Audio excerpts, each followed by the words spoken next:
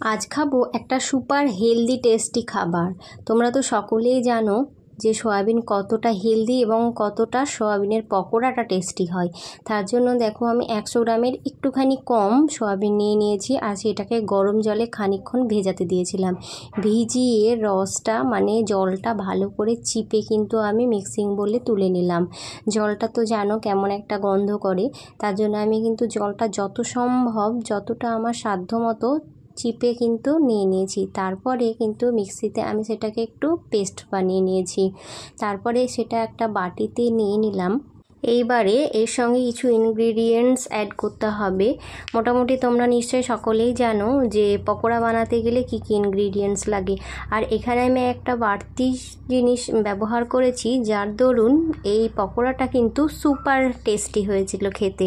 খুব সুন্দর হয়েছিল, খুব ভালো লেগেছিল আর একদম ঘরে থাকা উপকরণ দিয়েই কিন্তু এগুলো বানানো হয়েছিল। আমি দিয়ে দিয়েছিলাম 2 চামচ ময়দা, 2 চামচ কর্নফ্লাওয়ার, আর দিয়েছিলাম 1 চামচ লঙ্কা গুঁড়ো, 1 চামচ ধনে গুঁড়ো, 1 চামচ জিরে গুঁড়ো, আর দিয়েছিলাম কিছুটা পরিমাণ আদা কুচি, আর ভরে ভরে দিয়েছিলাম কিন্তু ধনে পাতা কুচিয়ে।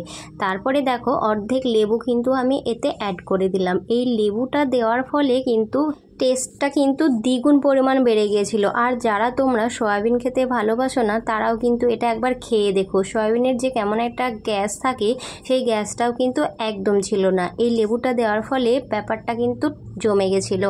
তো তারপরে আমি কিন্তু একটুখানি সামান্য আমার জল লেগেছিলো, একটুখানি জল মানে দিয়ে আমি ভালো করে সেটাকে মাখিয়ে নিয়েছি। আর তারপরে হাতে সামান্য তেল দিয়ে তারপরে আমি চেপে চেপে ওর একটা করে শেপ দিয়ে নিলাম।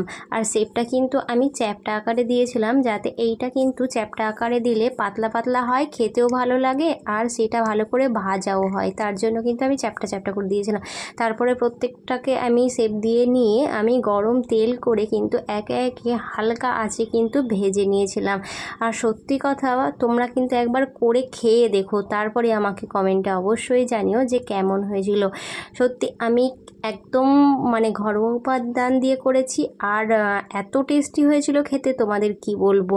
না খেলে তোমরা কিন্তু একদম বুঝতে পারবে না, তাই তোমাদেরকে বলছি অবশ্যই একবার বাড়িতে ট্রাই করো। আর এখানে কিন্তু আমি ময়দা ব্যবহার করেছি, ময়দার বদলে কিন্তু তোমরা বেসনও ব্যবহার করতে পারো। বেসন দিয়েও আমি এর আগে একবার করে খেয়ে দেখেছি, ওটাও কিন্তু খারাপ হয় না, ভালোই হয়েছিল খেতে।